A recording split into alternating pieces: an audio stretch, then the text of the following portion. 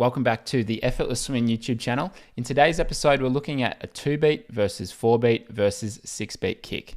In one of our recent videos, we were looking at Andrew Spore's stroke, and Andrew is a 200-meter freestyle specialist. And George Palmer, one of our viewers, commented that looking at it from the side, it seems like he stops kicking in the breathing strokes, like it's not a continuous kick all the time. Is it actually happening, or does it just seem like it? And Andrew's gone on and commented below, where he says that for this swimming pace, where he was swimming about 80% effort, he uses a 4-beat kick, which is 2 kicks per stroke, which causes a pause in the kicking. And he says the main reason for the pause is because you use up the 4 kicks in trying to get a higher body position for the breath, and that leaves no more kicks for a brief amount of time. And it's most efficient to do this pause just after the breath when breathing every 2 strokes. So just after you put your head back down. So let's take a look at Andrew doing a 4-beat kick.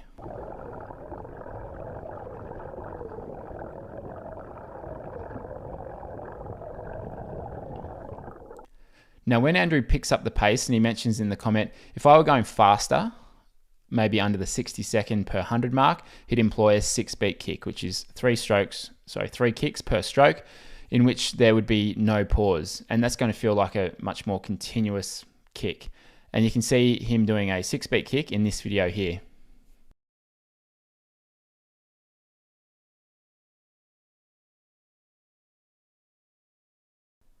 And in this next video, we'll look at Solomon Wright when he's swimming at a very comfortable pace, when he's warming up. And here he employs a 2-beat kick, which is 1 kick per stroke.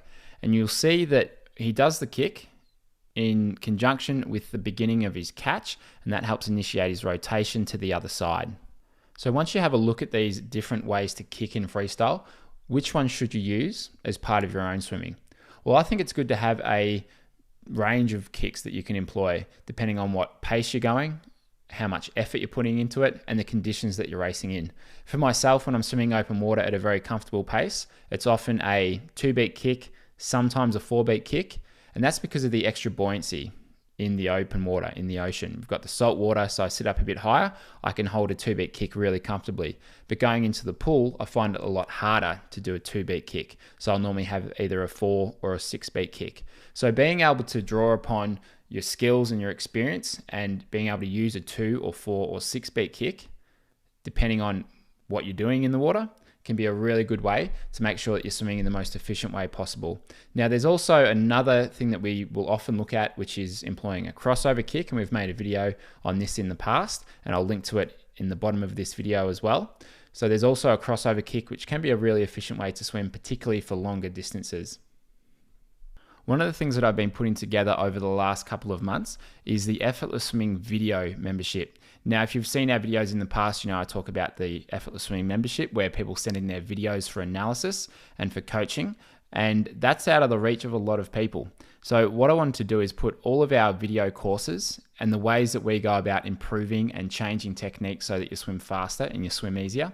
I want to put all of that into one place where you can access it easily, and it's not very expensive. It's going to be affordable for almost everyone. So in the next couple of weeks, I'll provide some more details and I'll let you know when that's available. But that's going to be a really good way to help you determine which kick you should do and how to go about making some changes in your kick, because it's not an easy thing to try and think about when you're swimming. It does help to have a few different methods and ways to go about it. For example, with a 4-beat kick, there's a really simple cue that you can keep in your mind as you're doing it.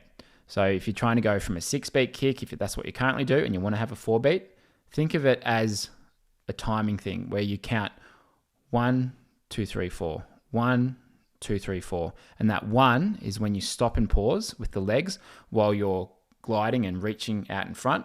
Then you bring the kick back into it. So 1, 2, 3, 4, 1, 2, 3, 4. So simple things like that can help you make the changes in your stroke. So we're going to have a lot of those things inside this Effortless Swimming video membership, and I'll release more details in the next couple of videos. Thanks for watching. Make sure you like and subscribe below. I appreciate all 106,000 of you who are subscribed to the channel, and thank you very much for watching. See you next week.